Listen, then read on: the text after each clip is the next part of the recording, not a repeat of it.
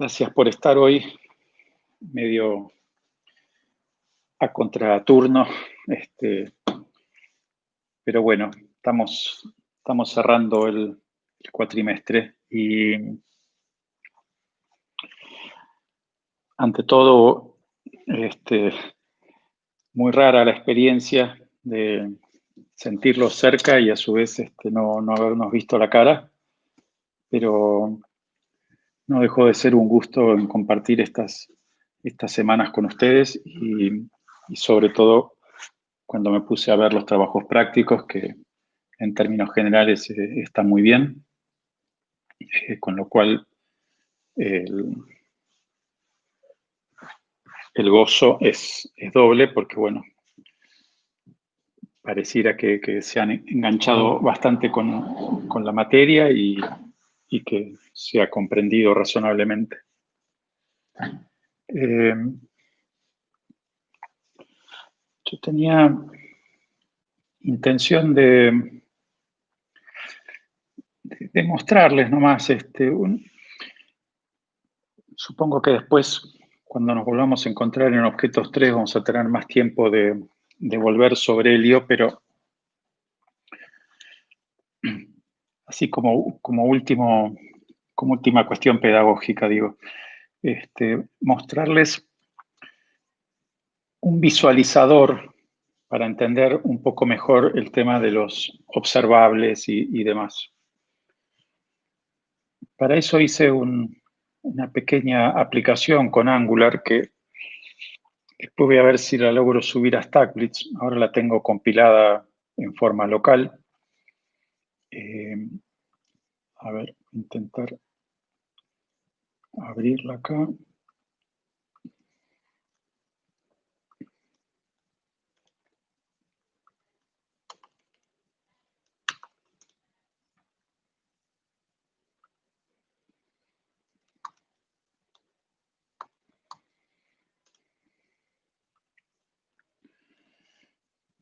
Bueno, ahí vamos.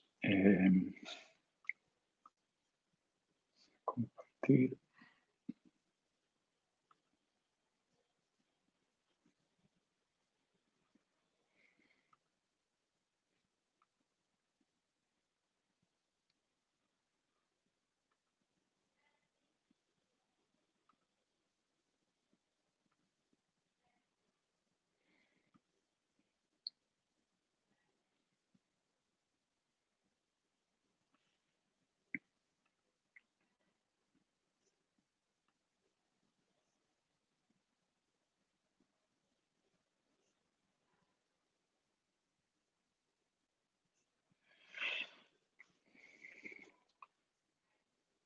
Un segundito. Voy a traer esto.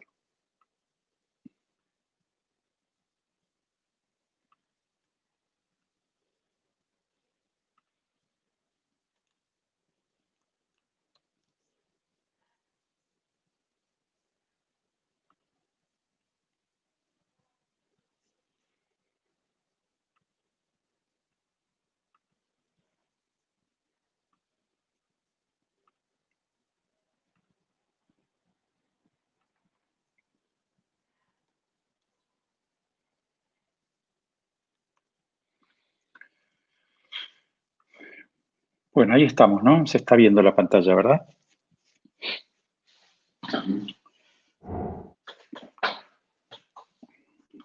Bueno, en este momento, por un tema logístico, estoy con un solo monitor. Estos días estaba con 2 monitores, con lo cual me era más fácil. Pero bueno, esta es la pequeña aplicación. Estuve haciendo uso extensivo de la herramienta de Angular con la cual se generan los templates de aplicaciones, ¿no? Es la herramienta llamada Angular CLI,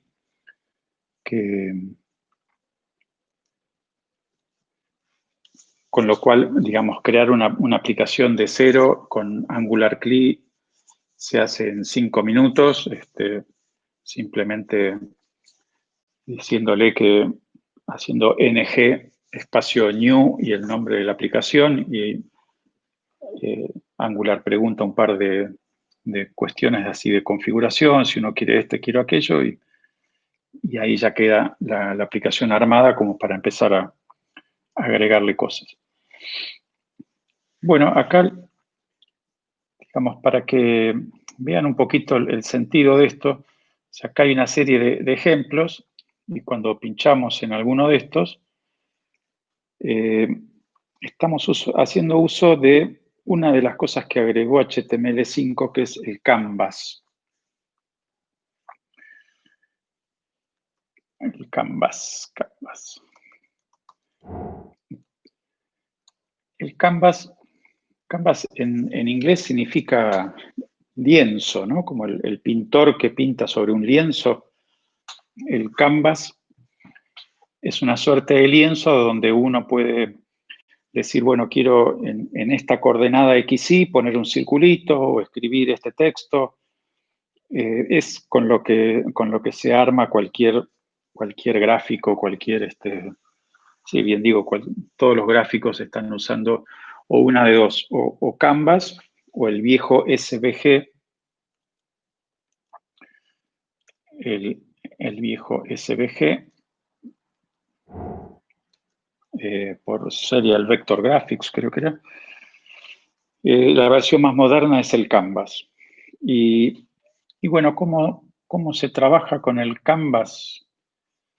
A ver, acá arrancamos la cosa. Digamos, también es interesante mostrar esto en el sentido que el hecho de estar trabajando con Angular no nos impide hacer cosas de bajo nivel con el HTML que tenemos entre manos, ¿no?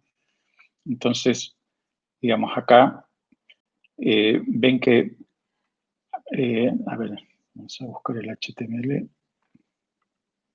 Estoy parado donde acá.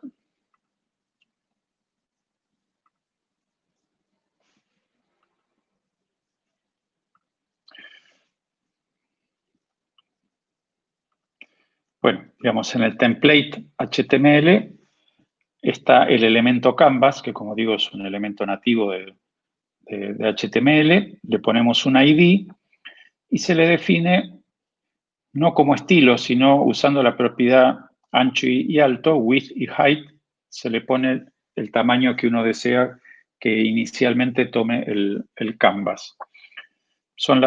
Creo que son las únicas dos atributos que se le pueden, que admite Canvas como elemento HTML, ¿no? Entonces, en nuestro componente TypeScript, ¿cómo manoteamos ese Canvas? Y bueno, justamente pidiéndole al navegador que busque por el ID Canvas y que nos devuelva eso en una variable. Y todo lo que uno hace sobre el Canvas lo hace sobre el contexto del Canvas. Entonces, el siguiente paso es hacernos de la variable contexto, para la cual al DOM element Canvas le pedimos que nos entregue un contexto 2D, y a partir de ahí, sobre ese contexto, podemos empezar a hacer nuestros dibujos. Digamos, por acá abajo, no vamos a entrar en todos los santos detalles, pero digamos, todo lo que uno quiere dibujar se hace con una secuencia en la que uno indica que comienza un nuevo segmento o trozo de dibujo. En este caso, digamos, tengo dos figuras para mostrar esto de los observables, que es un rectángulo y un círculo. Acá estamos viendo cómo se define un rectángulo. Un rectángulo finalmente se define fijando las coordenadas x, y, de donde estaría el vértice superior izquierdo del rectángulo, y a partir de ahí definirle el alto y el ancho. O sea que en este caso, como ustedes ven, es un rectángulo devenido en cuadrado porque ancho y alto coinciden, ¿no? Por otro lado, se puede pedir que el rectángulo quede relleno con un cierto color. Así que, digamos, concretamente, estas son las 4 líneas que hacen falta para que el Canvas dibuje, como digo, un rectangulito con las propiedades que acá se indican y con el tamaño que acá se indica. Para dibujar un círculo, todo es bastante parecido en el sentido que siempre tomando como objeto de base el contexto, le decimos que comience un nuevo dibujo, que también va a estar rellenado con un cierto color, y ahí la forma de definir el círculo, en rigor, es definir un arco de círculo cuyo centro va a estar en XY, cuyo radio va a tener tantos píxeles, y después, como un círculo se dibuja como un arco de radio, lo que estamos diciendo es qué tanto del arco de radio tiene que tomar este pedazo de pizza, ¿no? Entonces, como queremos un círculo completo, va del 0 al 360. Si quisiéramos hacer un medio círculo, sería simplemente del 0 al 180 o del 0 al 90 o lo que fuera. Digamos, con esto, y digamos, acá armé dos métodos como para poder fijar con ciertas variables, sobre todo el XY, que de alguna manera representen el corrimiento del XY, como se ve acá en el dibujo, representa el eje de tiempo, ¿no? Entonces, en este primer ejemplo, que escupe, digamos, tenemos un observable que escupe datos cada tantos milisegundos, bueno, primer dato, segundo dato, tercer dato, cuarto dato. Entonces, al oprimir el botón interval, se ejecuta esto, vamos al código, estamos hablando del botón interval, acá está el botón interval que ejecuta la función interval, vamos a la función interval. Van a ver que en todos los ejemplos lo primero que hacemos es borrar el canvas, por si nos hubiera quedado algún rastro de alguna prueba anterior.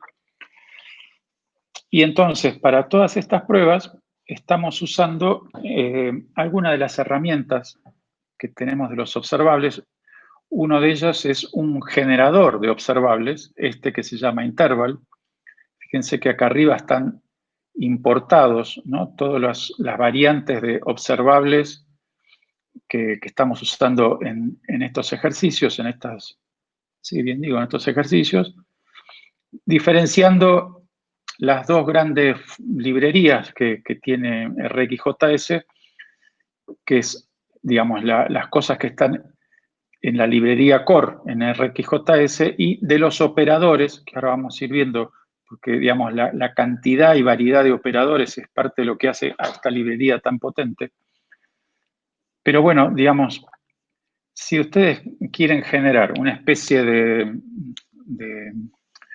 marcapaso, ¿no?, que cada 200 milisegundos haga algo, tuc, tuc, tuc, tuc.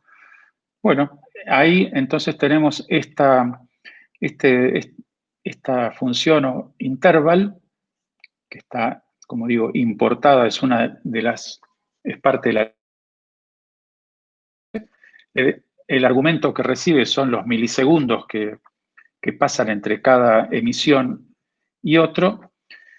Y después, lo que estoy mostrando acá es, digamos, probablemente la forma más dúctil y versátil y más potente que tienen los observables, que es decir, bueno, ese timer, ¿no?, que cada 200 segundos va a estar emitiendo algo, lo queremos hacer pasar por una suerte de cañería, el pipe, ¿no?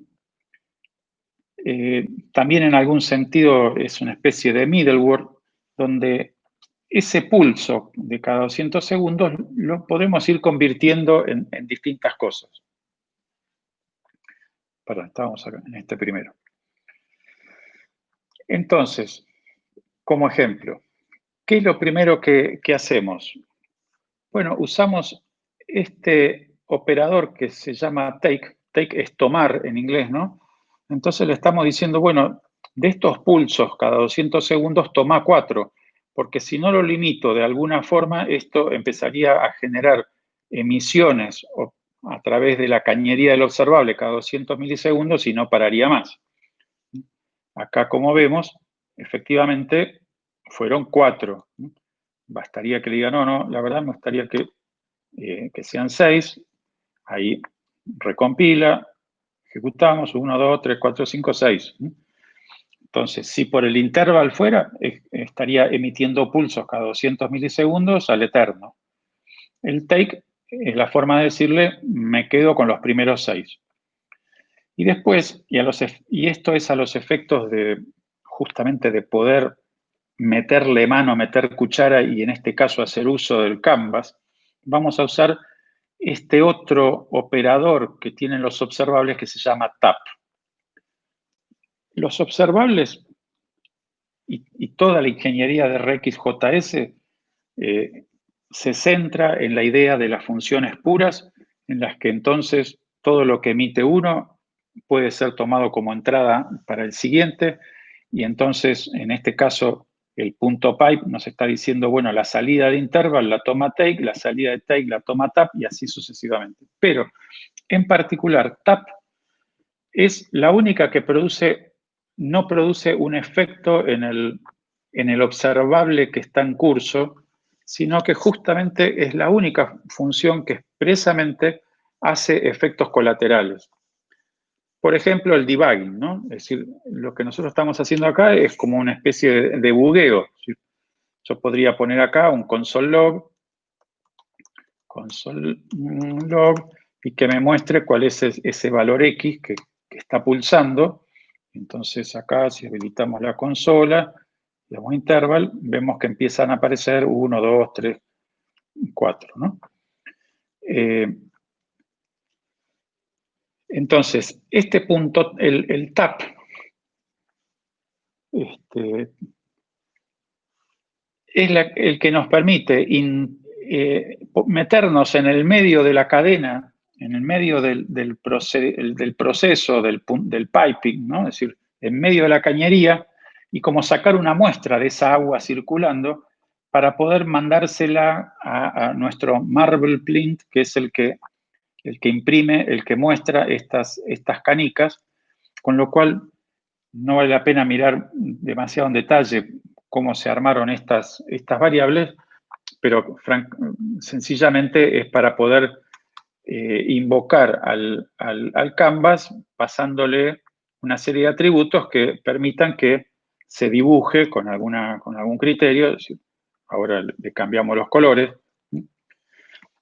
Digo, me tomo el tiempo a explicar el funcionamiento de TAP porque lo necesitamos para todos los ejemplos, porque en todos los ejemplos queremos estar interviniendo sobre el devenir del observable y mostrar un resultado. Así que, digamos, este es el ejemplo básico, un único observable que emite, que no tiene ninguna transformación y de la cual, por supuesto, la condición para que aparezcan acá las canicas es que nos hayamos suscripto, ¿no? Recuerden que en ese sentido, un observable, en la medida en que no hay nadie que se suscribe a él, ¿no? Ahora aprieto interval y no pasa absolutamente nada. En la medida que no hay nadie suscripto, los observables no hacen nada.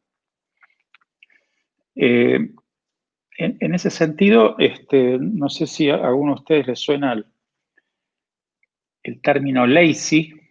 Es cuando hablamos de un modo lazy, ¿no? Que lazy en inglés sería cansino, es decir, bueno, está bien, de última lo hago, pero solo si me lo pedís, ¿no? Digamos, hay muchas técnicas para, siempre están presentes la idea de que hay que prever técnicas como para que si hay alguna cuestión computacional que no necesariamente es imprescindible que se haga, bueno, no hacerla y en todo caso diferir el hacerla al momento en que sea estrictamente necesario. Digo, si uno tuviera que hacer una búsqueda en la base de datos, supongamos que uno busca eso, sí, vago, es mejor vago que cansino. Estoy vago, con lo cual Si me puedo evitar el laburo, lo hago. En general, las funciones son en un sentido vagas, ¿no es cierto? Porque cuando nosotros declaramos una función y la tenemos como librería puesta en algún lado, la función en sí misma no se ejecutó. No se ejecuta hasta tanto uno hace A igual función XX, ¿no? O sea, las funciones en sí mismas funcionan de una forma lazy. Bueno, acá es lo mismo, porque recordemos siempre que este método subscribe es el que invoca al observable y hace que se produzca lo que el observable tenga para decir. Bueno, a ver, veamos algún segundo ejemplo. Acá es juntar dos suscripciones. A ver, tuki, tuki, tuki, tuki, tuki. Ah, interesante. Tenemos por un lado un emisor que tiene un timing, creo que eran de a 200 milisegundos, y hay otro emisor que está generando novedades con un pulso de 300 milisegundos. Por eso se encuentran cada tanto, coinciden.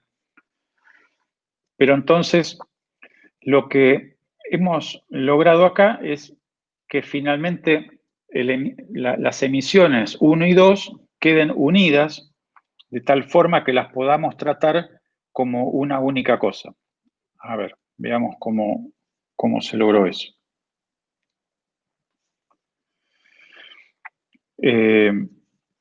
Bueno, tenemos acá un primer observable, como siempre, intervalo tanto, un segundo observable, efectivamente, uno emite pulsos cada 200 milisegundos, el otro cada 300 milisegundos.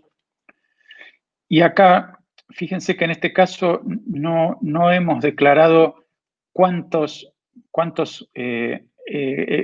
elementos de ese pulso tiene que tomar, con lo cual este observable 1 y el observable 2, así como están las cosas hasta acá, seguirían pulsando al infinito. Pero ¿qué hacemos? Nos suscribimos a las dos, nos suscribimos a los dos observables, pero a una de las suscripciones, o sea, unimos con este subscription add. Fíjense que acá tenemos una suscripción, acá tenemos la otra. Bueno, la suscripción permite hacer una suscripción add y por lo tanto a partir de ahí las tengo amarraditas a las dos suscripciones como una sola.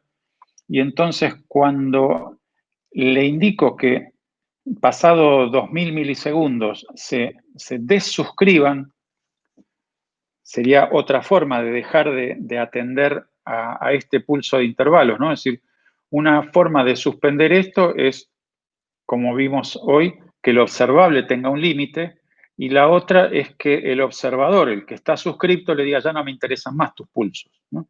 Entonces, en este ejemplo estamos viendo de paso la otra alternativa, que digamos es suspender el consumo de datos, ya no desde el emisor, desde el observable, sino suspenderlo desde quien está escuchando, que dice, bueno, yo ya me cansé de escucharte, chao, ¿no? Y corta.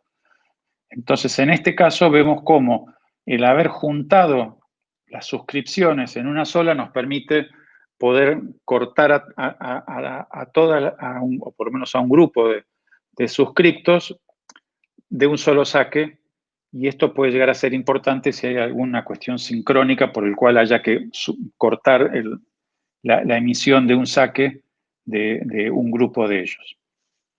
Así que bueno, este segundo ejemplo no es que hace gran cosa, lo que nos muestra es cómo se pueden, ante dos observables emitiendo, cómo podemos cortar desde el punto de vista del receptor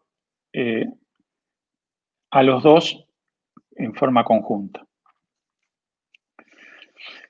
Bueno, ahora llegamos a la famosa comparación en cuanto a esto de si es lazy o no lazy del observable versus la promesa.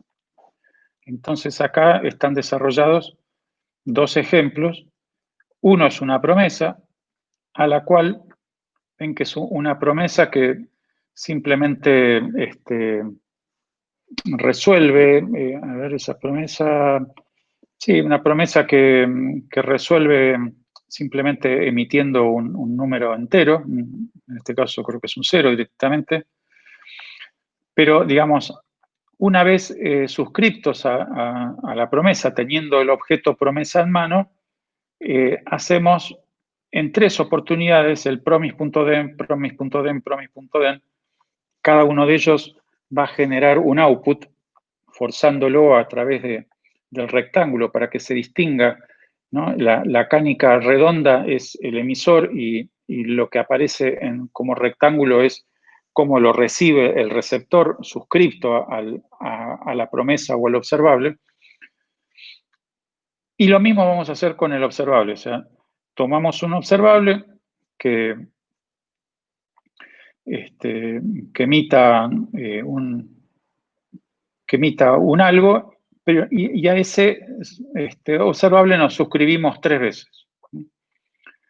Bien, a ver, veamos el resultado. Puku. Bueno, esto es instantáneo porque acá no hay timer, no hay nada, pero lo que es importante es que en la primera fila, los primeros 2 representan la promesa. La promesa se ejecutó una vez, es el cuadrado redondo. Y los promise.den fueron 1, 2 y 3. Pero vemos que una vez que se ejecutó la promesa, porque la promesa se ejecuta en el momento en el que la promesa se crea, acá en la línea 76, cuando ya la línea de ejecución pasó por la línea 76, se ejecutó el trabajo que la promesa se compromete a cumplir, con lo cual acá no hay nada de lazy. Desde el mismo momento en que se crea la promesa inmediatamente empieza a trabajar y produce algún resultado y queda a la espera de que alguien esté interesado por ese resultado. Bueno, acá hemos puesto 3 interesados, con lo cual a los 3 les llega el mismo dato y acá los vemos impactando 3 veces en rojo el efecto de haberse suscrito a la promesa 3 veces. En cambio, si nos suscribimos 3 veces al observable, las 3 veces el observable, fíjense que acá está en azul la comprobación de que se está ejecutando de vuelta el new observable, o sea, estamos volviendo a ejecutar el observable, se ejecuta 3 veces y después cada una de las respuestas finalmente están manoteando uno de los 3 observables. Acá la cuestión del eje de tiempo no quedó bien representada porque si el eje de tiempo estuviera en las X, pareciera que el resultado en rojo se obtuvo antes que el observable propiamente dicho. Pero bueno, como digo, acá de este ejemplo, lo único es enfatizar y mostrar una de las diferencias, que por supuesto es una diferencia, no es ni de cerca la diferencia sustantiva, pero sí, de alguna manera, demuestra también que finalmente no son reductibles promesas y observables. Puede ser que haya situaciones en las que nos venga bien el esquema de la promesa. ¿Por qué? Porque justamente si tenemos que hacer algún cómputo complejo y exigente en materia de recursos y usarlo en 2 o 3 contextos, ese mismo resultado, y bueno, la promesa puede ser mejor porque entonces esa computación o esa búsqueda a la base de datos o lo que fuere, la está haciendo una vez y después uno puede tener 3 o más beneficiarios del resultado de esa promesa. Muy distinto al caso del observable. Bueno, después los otros 2 ejemplos tienen que ver con juntar a 2 observables. Y uno los puede juntar diciendo, bueno, resuelvo este observable y a continuación resuelvo el otro y yo quiero entonces después consumir el resultado en ese orden. Primero el primer observable, después el segundo observable. A ver, veamos cómo se ve esto. Hay un observable en azul que va emitiendo cada tantos milisegundos y al final hay otro observable que emite mucho más rápido, por eso se apilan ahí las cánicas y también se apilan los rectángulos, pero entonces vemos que primero, a pesar de que es mucho más lento el, el timing del primer observable, hasta que no termina de emitir el primer observable, no se ejecuta el siguiente. A ver, en cambio, si los mezcláramos, ven que si los mezcláramos, es decir, si dijéramos, no, yo necesito dos observables, pero a medida que vayan produciendo resultados, los quiero ir consumiendo. Entonces, acá se emitió, el primero que emitió fue el rojo, lo consumí. El segundo que emitió parece ser que por una milésima de segundo fue el azul, ahí se lo alcanza a ver, no sé si ustedes ahí con el Jitsi lo alcanzan a ver, hay una rayita azul ahí, ¿no? Es decir, en el eje de tiempo se nos están superponiendo el consumo del resultado azul con el resultado rojo, hay un milisegundo ahí en favor del azul, después otra vez un rojo y otra vez coinciden y por lo tanto se vuelven a encimar, pero entonces cuando hacemos merge estamos combinando a los dos, tomando de acuerdo al eje de tiempo lo que venga apareciendo por la cañería. Si lo que viene por la cañería es un rojo, bienvenido. Si es un azul, bienvenido. Los vamos combinando y de esa forma, digamos, tan pronto como está disponible un resultado, lo consumimos. En el otro caso, por el contrario, no, terminamos de consumir uno y vamos con el otro. Entonces, en el concat, acá tenemos las dos fuentes, ¿no? Los dos observables, los dos producen, ¿estoy bien? Sí. Los dos producen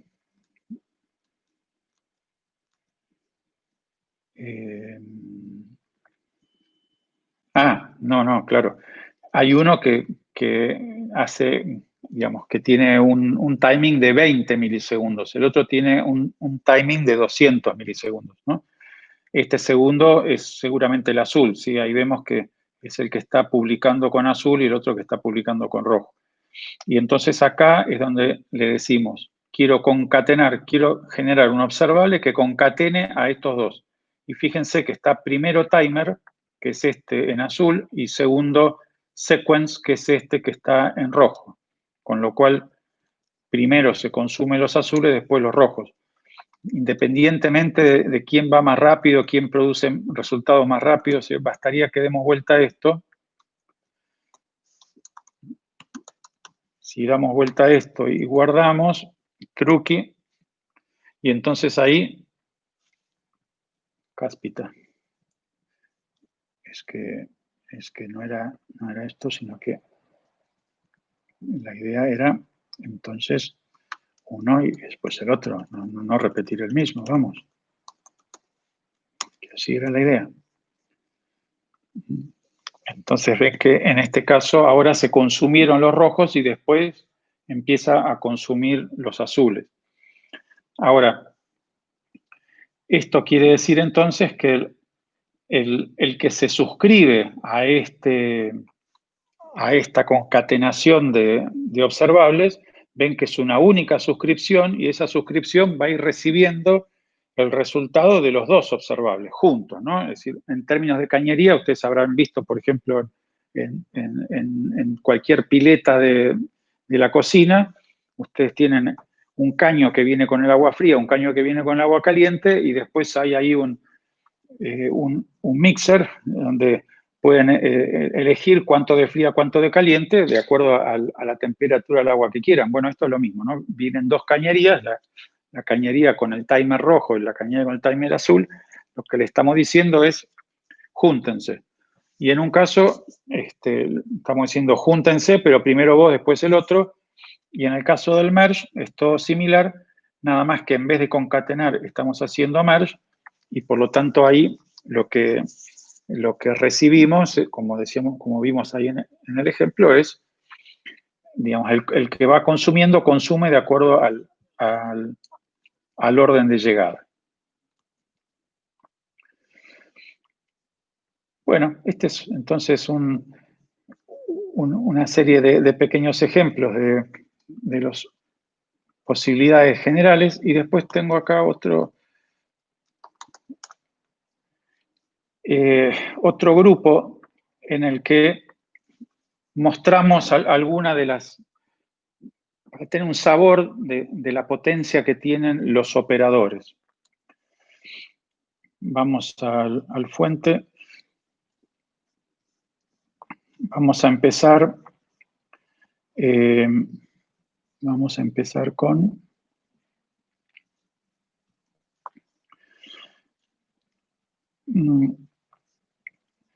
Bueno, vamos a empezar con una alternativa. Digamos, en la gran mayoría de las veces, ustedes ya se encuentran con alguna librería que está produciendo un observable, ¿no? Con lo cual, no es muy frecuente que ustedes estén inventando observables. Pero justamente como el observable es una técnica tan interesante en el sentido de decir, bueno, pero si yo tengo un array de alguna manera es una secuencia de cosas, pero esa secuencia de cosas, tal como la implementa array, no puede entrar en esta lógica de meterse en las cañerías y empezar a producir esta posibilidad de filtrado, de unir cañerías, de secuenciar cañerías, etc. Con lo cual, una de las herramientas que nos ofrece RxJS es, si tenemos alguna clase de bicho que es iterable y que genera, entonces, como lo son los array, ¿no? El array sería el elemento, la estructura de JavaScript iterable por antonomasia.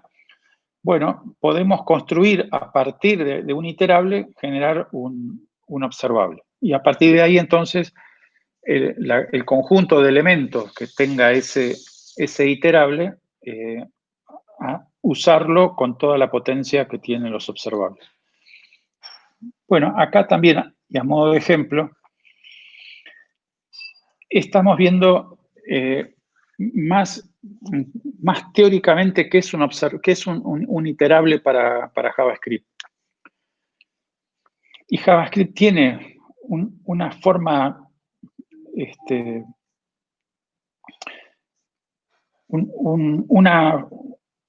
una forma de declarar iterables medio rara, porque se declara, es finalmente una función, pero a esa función le ponemos un asterisco. Hay función asterisco y nombre de función.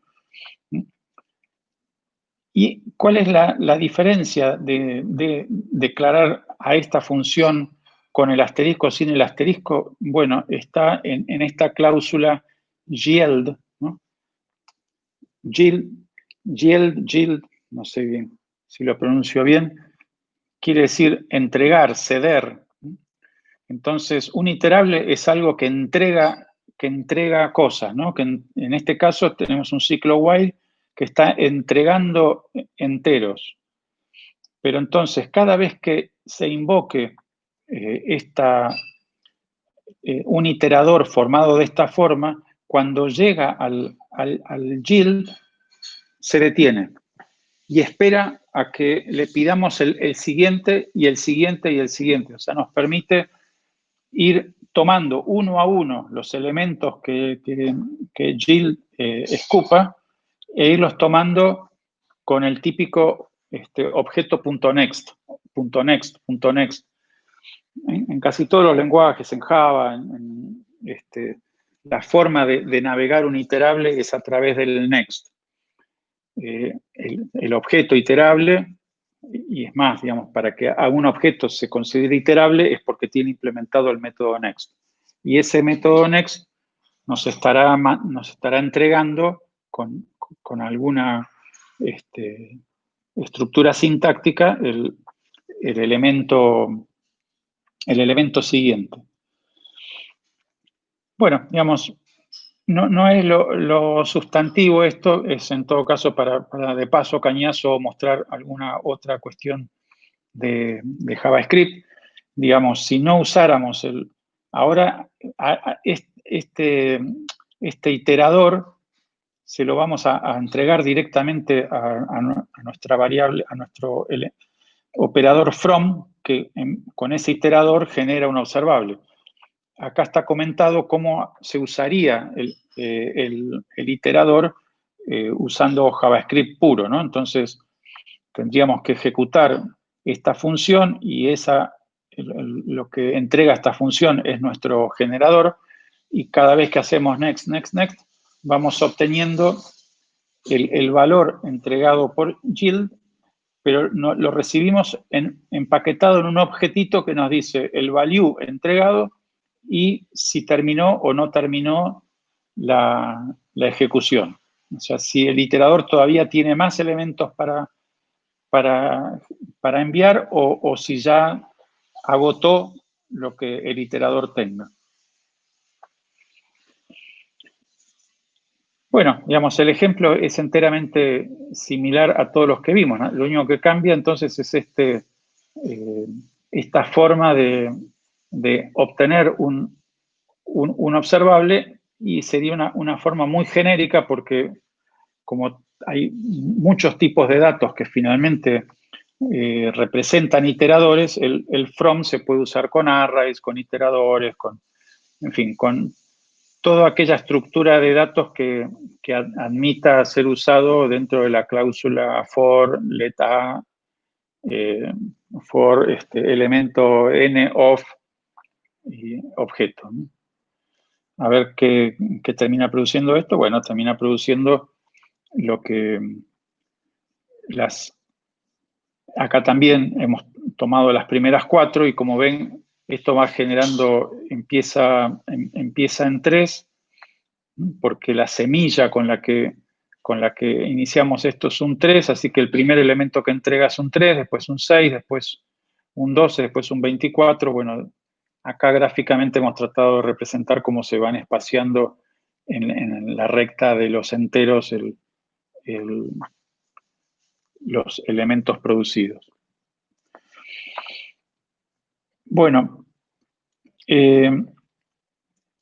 acá vamos a ver una variante del concat, pero que además de concatenar, transforma, ¿no? Es decir, cuando encontremos que algo se llama map, concat map, o lo que fuere map, switch map, quiere decir que no solo está haciendo, en este caso, la acción de concatenar, sino que además de en la concatenación aprovecha y hace una transformación.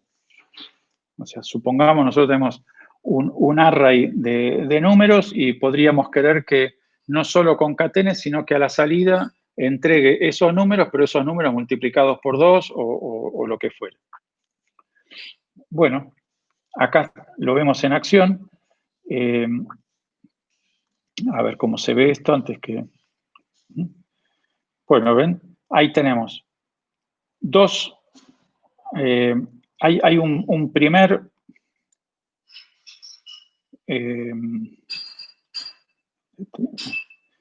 hay un primer emisor que genera dos elementos, que son estos que están en rojo, y lo que hacemos a continuación es a ese observable concatenarlo con otro que tome cada uno de ellos, pero de cada uno de ellos genere, con cada uno de ellos, con cada uno de esos pulsos, genere a su vez pulsos de a 200 milisegundos y de los cuales nos quedamos con los primeros 4.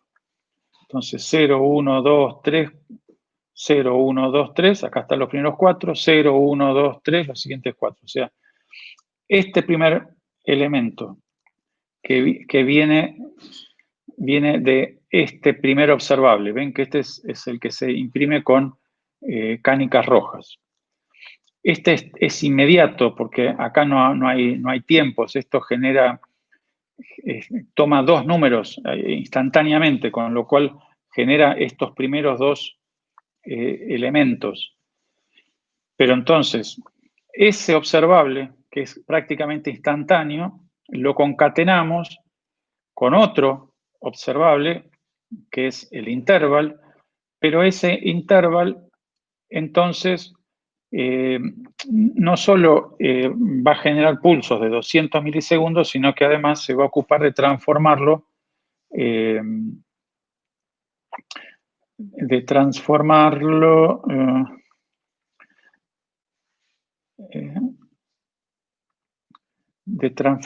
para retornar un objeto que tiene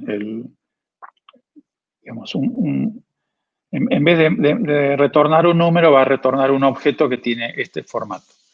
Que este es el formato que nos viene bien para que después el suscriptor mande a imprimir ese rectángulo, ¿no? Fíjense que acá en definitiva estamos generando un objeto que después se va a mostrar en el canvas en azul, ¿no? Y entonces este objeto X es el que finalmente nosotros recibimos cuando nos suscribimos, porque al suscribirnos nos estamos suscribiendo directamente a esta concatenación, con lo cual lo que recibimos ya es el,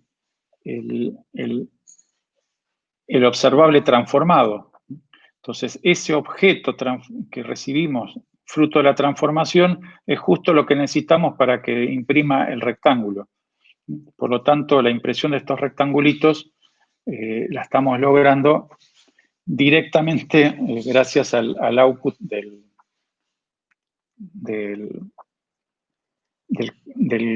concat-map. Bueno, otro operador muy práctico, muy interesante es el plug.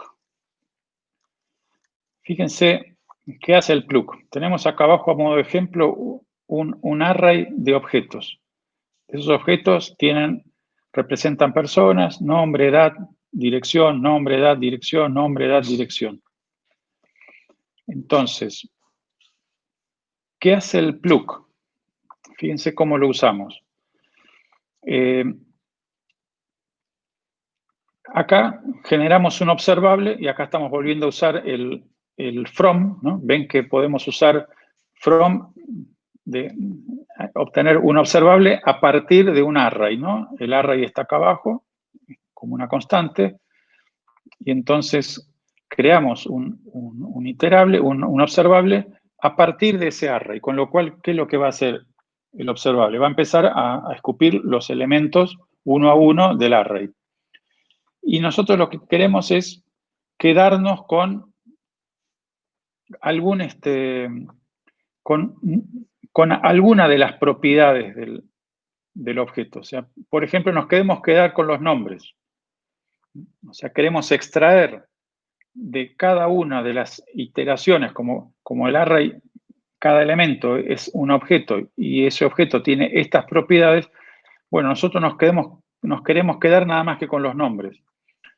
Por supuesto, podríamos haberlo hecho en forma programática, ¿no? Pero fíjense acá cómo metiendo en la cañería el array de objetos personas, simplemente al pasar por acá le decimos, quédate con la propiedad nombre.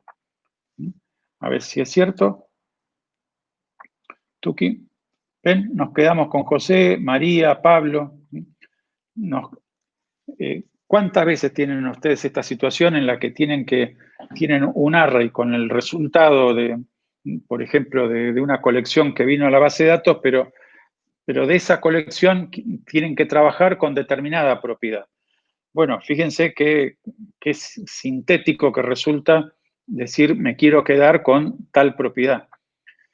¿Qué pasaría si me quiero quedar con el address, ¿no? Bueno, no pasa nada. Si me quiero quedar con una propiedad que es a su vez, un otro objeto, no va a pasar nada. No sé si ahora no lo puede mostrar porque no es una string, pero en todo caso, ¿qué pasaría si con lo que nos queremos quedar es con la calle, que es a su vez una propiedad de address? Bueno, entonces, para hacer eso, volvemos acá arriba. Ya una vez que pasamos por este transformador, tenemos en la mano el objeto address. Y a partir de ahí le podemos decir, ahora dame el objeto calle, porque una vez que pasó por acá, ya extrajo, a ver, address está con doble S, ¿sí, no? Sí.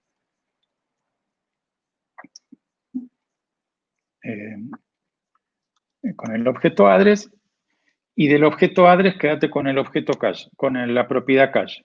A ver si es cierto, Tuki. ¿Ven cómo me quedo rápidamente y elegantemente con las calles que eran un objeto metido dentro de otro objeto? Bueno, y por último, un ejemplo de otro de los operadores muy usados, y es que, digamos, que un observable mute en otro observable. Digamos, ustedes tienen una fuente de observables y no es que necesariamente quieren mapear uno a uno y transformar como hemos hecho con el concat-map, sino que no, de ese observable a mí me dispara generar un otro observable completamente distinto. Entonces, acá partimos de nuestro famoso timer que genera pulsos cada 100 milisegundos y por cada uno de esos, y voy a tomar 4, lo voy a transformar en otro observable que nada que ver. Fíjense que ahí estoy usando otro operador que nos permite crear observables a partir de una lista de variables. Tenemos 1, 2, 3, con lo cual entonces por cada elemento por cada pulso que genera, digamos, el observable de afuera, este switch lo reconvierte en un nuevo observable que va a emitir 1, 2, 3 cosas. A ver cómo se muestra eso. Ven, acá tenemos entonces el primer observable, que es el que marca el pulso en rojo, que es el timer, que genera las cosas en rojo. Después hay un segundo observable, que es que toma estos 3 elementos y los convierte en observables, que eso es lo que se va a ver acá en verde. Como están completamente superpuestos porque no hay tiempo ahí en el medio, se lo ve como pisándose unos con otros. Pero después entonces, lo que termina entonces encontrando el suscriptor, acá el suscriptor empieza a mostrar lo que recibe en forma de rectángulos, y vemos que lo que recibe finalmente el suscripto a esta transformación son 0, 1, 2, 3, 1, 2, 3, 1, 2, 3, 1, 2, 3, ¿no? Porque por cada uno de estos vemos acá que la transformación va a ser 1. Acá teníamos este primer pulso que genera un pulso 0, 1, 2, 3. Y con ese 0, 1, 2, 3 estamos mostrando acá y armando una variable 1 más el x, o sea, 1 más 0, 2 más 0, 3 más 0. Cuando tomemos el siguiente pulso va a ser 1, 1 más 1, 2 más 1, 3 más 1, y así. Entonces vemos 1, 0, 2, 0, 3, 0, ahí terminamos con el primer pulso.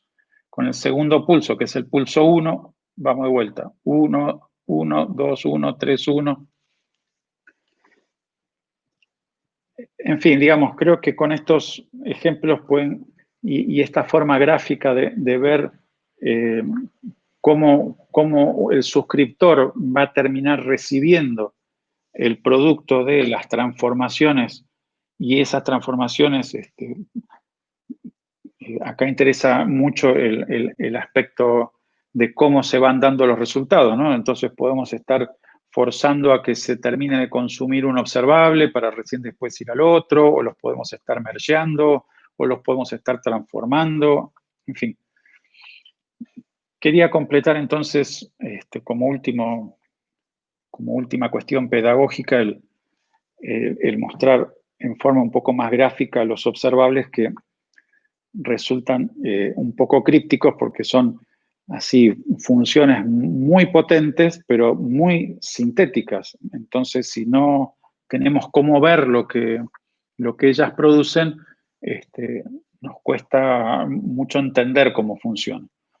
Una vez que le vamos tomando la mano, realmente son tremendamente potentes y están disponibles en un montón de ambientes, no solo en Angular, sino también en React, en Vue, y están portados a varios lenguajes de programación, incluyendo Python, PHP, o sea que dominar un poco la técnica de RxJS y con tantos situaciones donde este asunto de armar cañerías resulta muy potente, vale la pena. Bueno, acá estoy. Este, eh, es-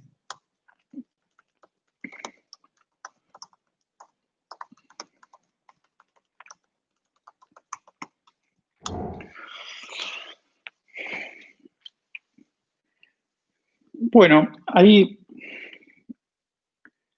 estuve, como les dije, estuve viendo, no con todo el detalle del mundo, ya después les voy a ir escribiendo particularmente, haciéndoles alguna devolución a cada uno de ustedes por los trabajos prácticos. En general, como les digo, estuvieron muy bien. Quiero mostrar dos cuestiones. ¿Dónde lo tenía eso? Acá. He tomado algunas cuestiones, algunos ejemplos para mostrar.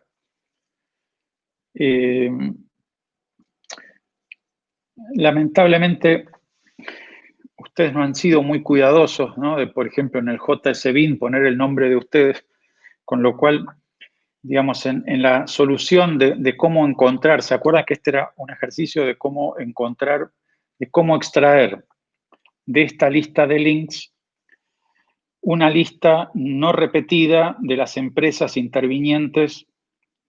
Esto les había contado que tiene una base real, o sea, estos son los grandes juicios que hay entre las grandes empresas de software.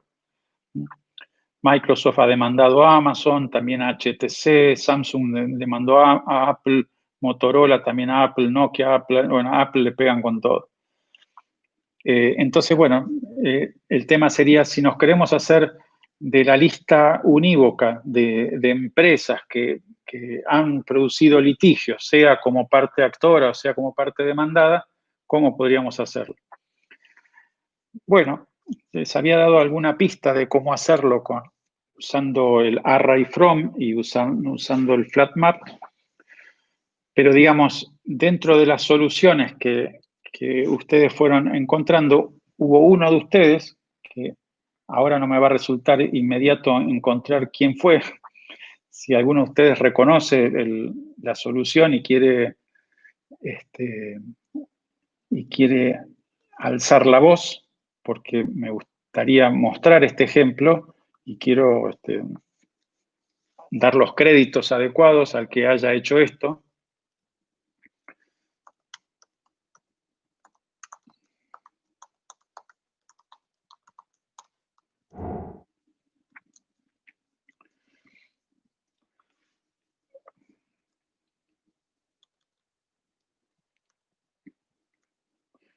Bueno, no sé si aparecerá el dueño, pero digamos, si bien la mayoría de ustedes llegaron al resultado, el resultado se podía obtener con una línea de código, ¿no? No hacía falta más que una línea de código, donde estábamos combinando la potencia de array from. Vieron que recién estábamos usando justamente el observables from, ¿no? Es decir, cómo hacer para obtener un observable desde algún tipo de fuente que no es en sí mismo un observable. Bueno, acá lo mismo. ¿Cómo hacemos para convertir en un array una fuente que no es justamente un array? Entonces, en nuestro caso, ¿Cuál es la fuente con la que queremos construir el array? Un set. Habrán visto ustedes que var set igual new set de algo.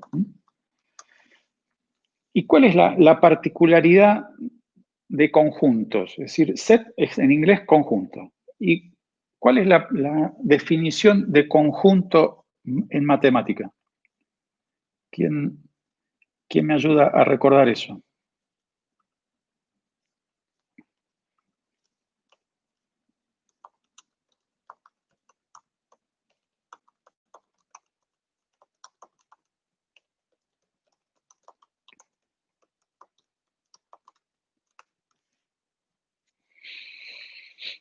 Sí, sí. Pensando en el sentido matemático de la palabra conjunto.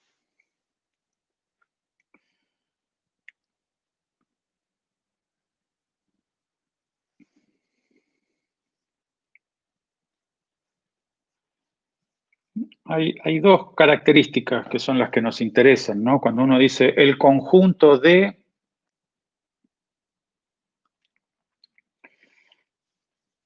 Claro, pero digamos,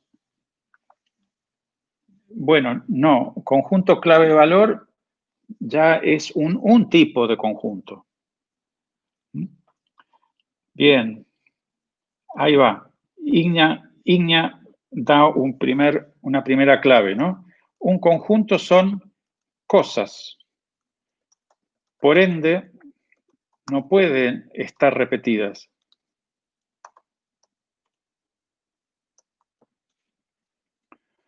¿No? Cuando uno dice, bueno, el conjunto formado por los platos que tengo en el aparador. Y son esos platos, no pueden haber repetidos, porque estamos hablando de cosas que tienen una identidad en sí misma. Esto es muy importante porque, digamos, lo que está diciendo la teoría de conjuntos es que nosotros tenemos que poder identificar unívocamente a cada elemento del conjunto. No podríamos tener dudas de si un elemento es ese elemento o es la repetición de otra cosa. Eso es fundamental para que todos los criterios de filtrado, búsqueda, combinación, etcétera, puedan ser consistentes.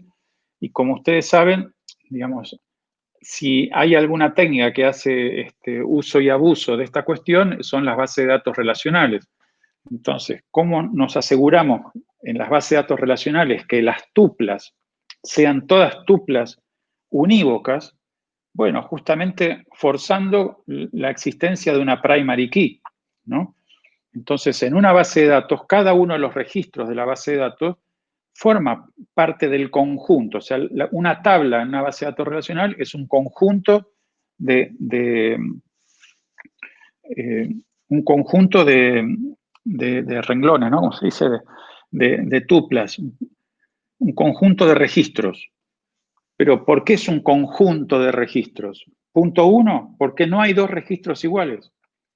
Y yo puedo tener dos registros iguales, sí, podría ser que tuvieras dos registros iguales, pero como la base de datos te enchufan una primary key, se aseguran de que aun cuando el resto de las columnas fueran idénticas, la primary key no va a ser la misma. Por lo tanto, nos estamos asegurando que desde el punto de vista matemático, y el álgebra relacional de la base de datos tiene una base matemática muy fuerte, el álgebra relacional de la base de datos parte de la premisa de los registros de una tabla forman un conjunto. Entonces, no hay repetidos, punto uno. Y el segundo aspecto que forma parte de la noción de conjuntos es que no hay un orden preestablecido. No estoy ordenando. Por eso un array es un conjunto ordenado, ¿no? Porque en el array, de acuerdo a cómo nosotros fuimos metiendo los elementos dentro del array, determina un orden. Por lo tanto, un array ya no es un conjunto a secas, es un conjunto ordenado. ¿Me explico? O sea, nosotros podemos seguirle agregando cosas, podemos seguir vistiendo la noción de conjunto y decir, bueno, los elementos que forman parte de este conjunto están ordenados. Ah, bueno, es un array. o los elementos que forman parte de este conjunto cumplen la regla clave-valor, con lo cual cada elemento metido dentro del conjunto, al tener el formato clave-valor, decimos que forman mapeos, ¿no? Bueno, sí, fenómeno. Pero entonces ya empezamos a ponerle atributos a la idea de conjunto. La idea de conjunto es un grupo discrecional de cosas. Esas cosas pueden ser inequívocamente identificadas y diferenciadas, por lo tanto estamos diciendo que no hay dos cosas idénticamente iguales, y el conjunto per se no ofrece ninguna garantía respecto del orden. O sea, si fuimos metiendo cosas dentro del conjunto, si después las listamos, puede ser que las cosas vengan en el mismo orden o no vengan en el mismo orden. Bueno, ¿por qué nos sirve eso en este ejemplo? Porque, a ver si logro encontrar dónde estaba, acá. Porque cuando nosotros creamos un nuevo conjunto a partir de los elementos de los links, si se encuentra con cosas que son iguales, las asume iguales. Por lo tanto, el conjunto se va a quedar con todas si bien digo, el set se va a quedar naturalmente con los objetos sin repetición. Con lo cual, el hecho de convertir estos links en un conjunto nos resuelve entonces de facto el problema de las repeticiones. Con lo cual, si logramos meter en el conjunto a Microsoft, bueno, la primera vez el conjunto dice Microsoft, no existe, pasa.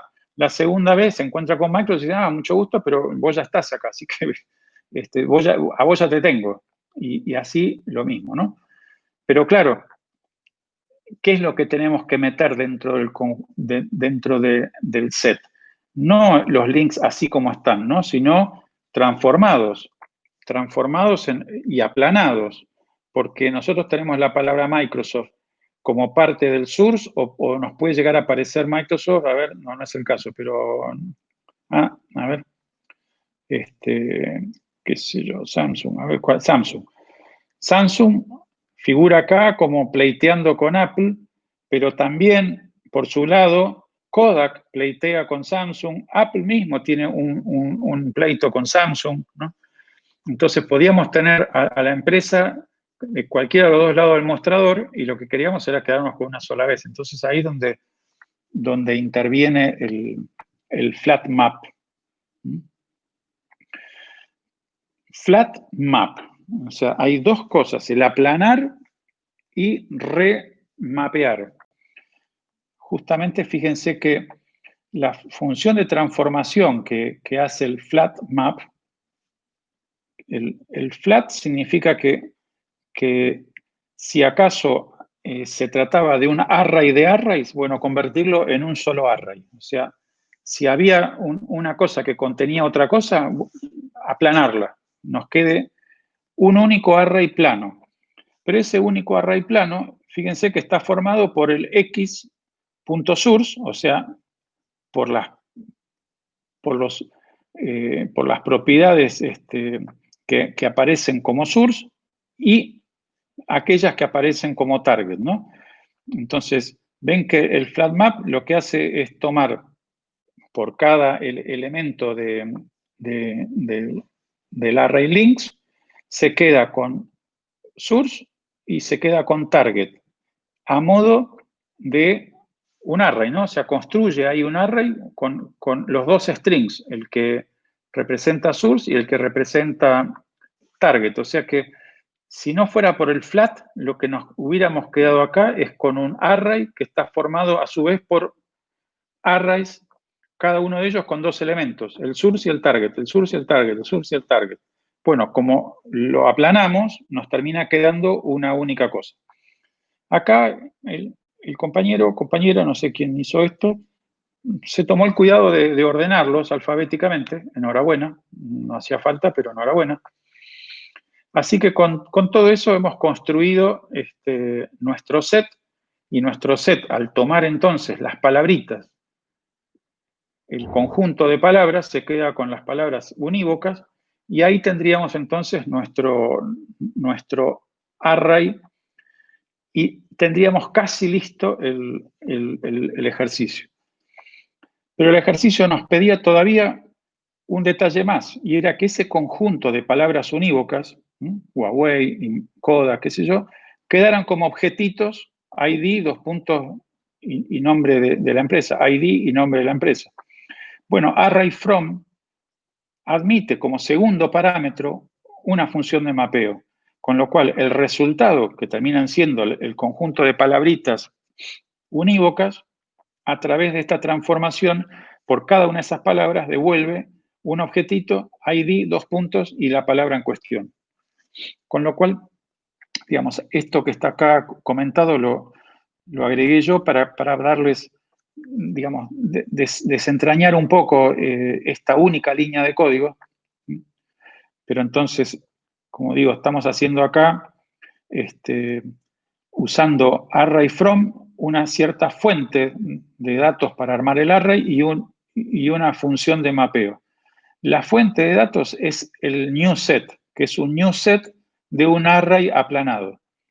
Entonces, así vamos desentrañando y el array aplanado no es ni más ni menos que nuestra fuente de datos de las cuales fuimos obteniendo el source y el target, el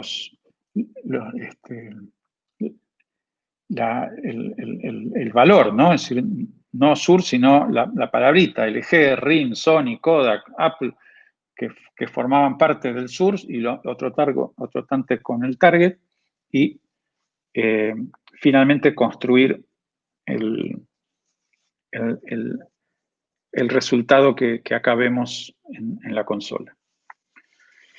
Así que, digamos, esta fue la solución más elegante.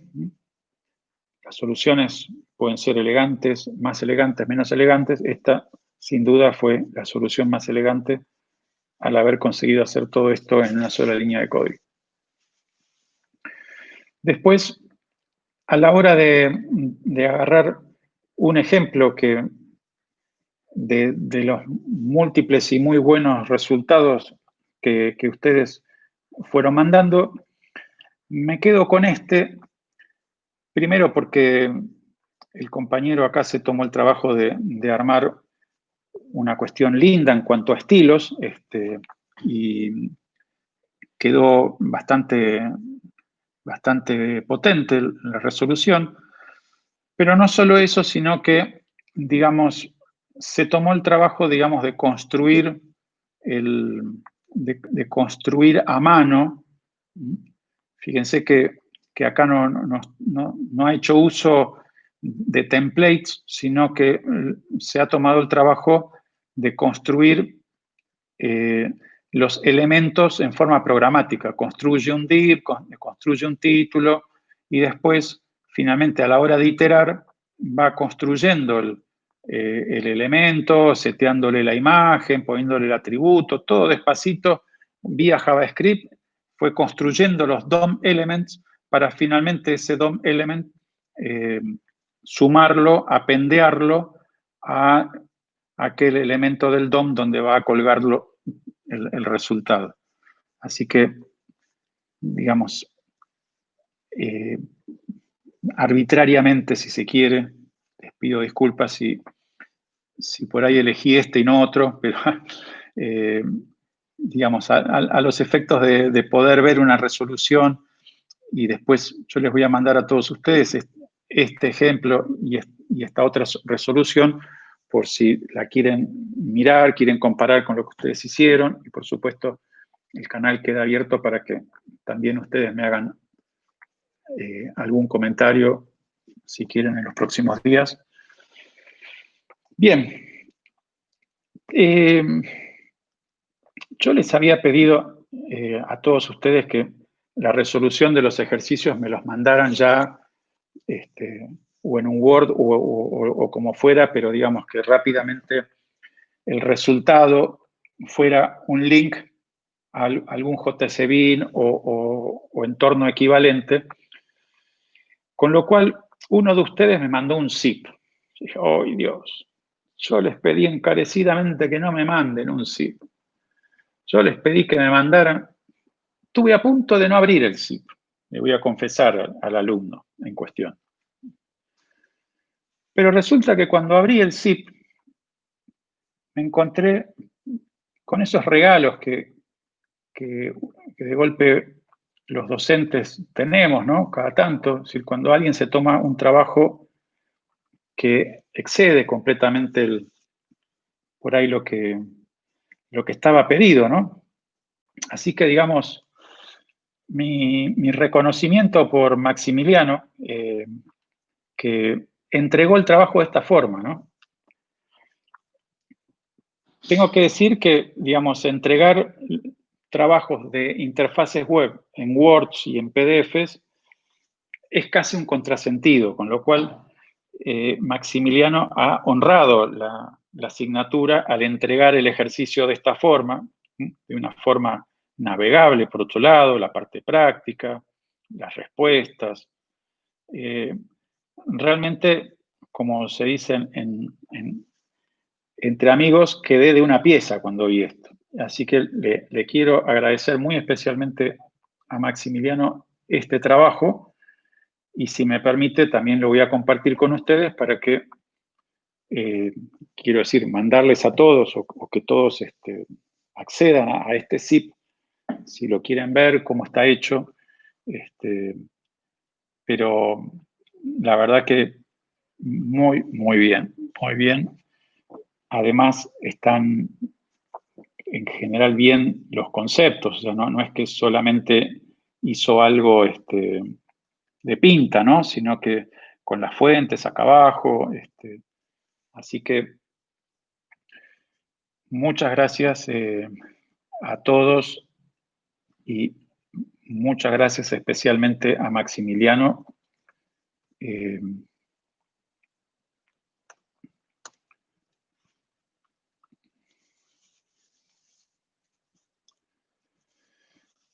Maximiliano, ¿cómo es esto, Leandro? ¿Cómo era acá la cuestión de parentescos?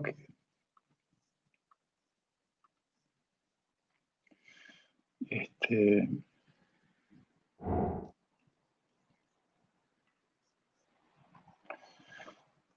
bueno.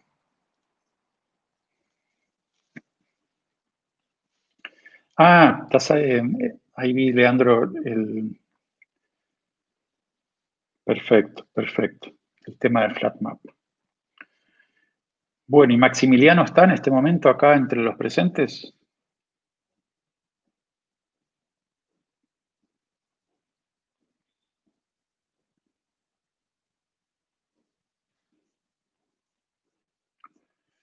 No lo veo. Bueno, ya le escribiré para agradecerle. Si ustedes se lo cruzan, háganle saber que públicamente he valorado el trabajo entregado. Bueno, con esto yo les voy a mandar, acá tengo las calificaciones que he ido haciendo, están en el, ¿cómo se llama? Están en el Moodle, pero les voy a mandar entonces el resultado. En principio, están todos, por supuesto, todos los que entregaron los ejercicios y demás, tienen, dada la regularidad de la asignatura, lo que sí entiendo, todavía estoy tratando de entender las consignas que nos ha dado la universidad, es que va a haber un examen final. Para ese examen final, y además, fundamentalmente porque no nos hemos podido ni ver, ¿no? Para ese examen final vamos a hacer una cosa parecida a la que hicimos con el trabajo práctico del trabajo de evaluación, es decir, yo les voy a mandar una guía para para el trabajo final, con idea de que nos podamos tomar 5 o 10 minutos con cada uno de ustedes y, digamos, que hagan la defensa, por así decirlo, de lo que me hayan mandado o lo que tengan preparado para el momento del examen. Lo que quiero decir es que el examen final no sería un examen así abierto en lo que las preguntas vayan a ser de cualquier índole y de cualquier alcance, sino que las preguntas o la guía de preguntas ya va a estar anticipada de nuestra parte y la idea es que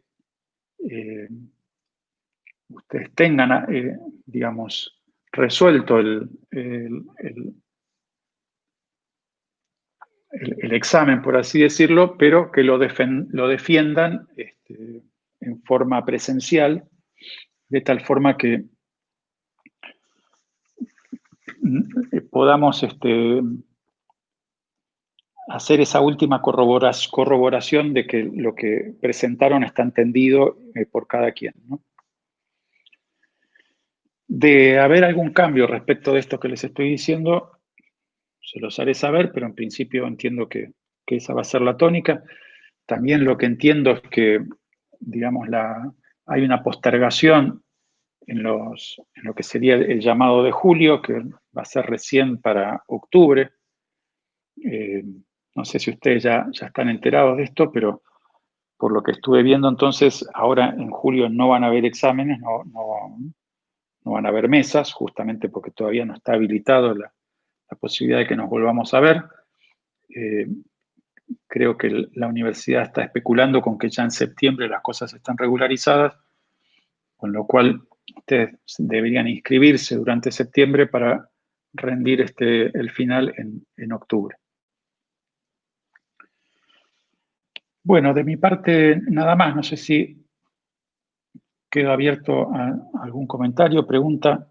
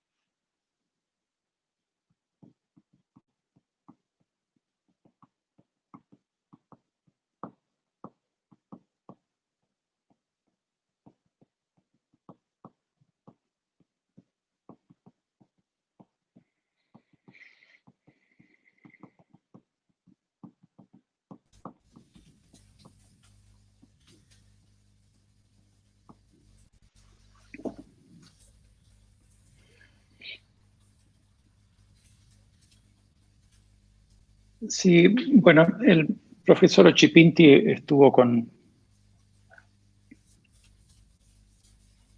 Ah, sí, bueno, no sabía que iban a cerrar el Moodle. Este, eso lo voy a consultar.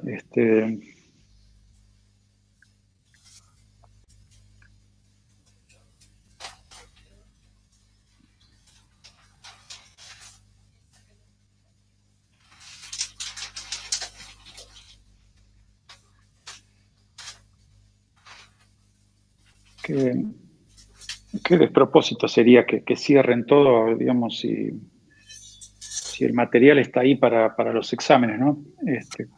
Buen punto. Voy a averiguar cómo es el tema del cierre. Este, bien.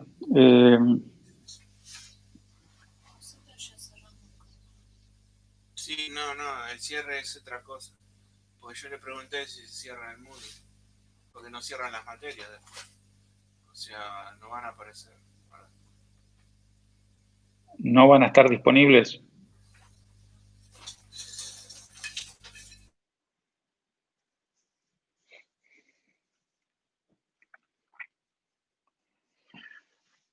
Bueno, Eh, ahí veremos entonces cómo resulta lo del Moodle. ¿Qué otra cosa?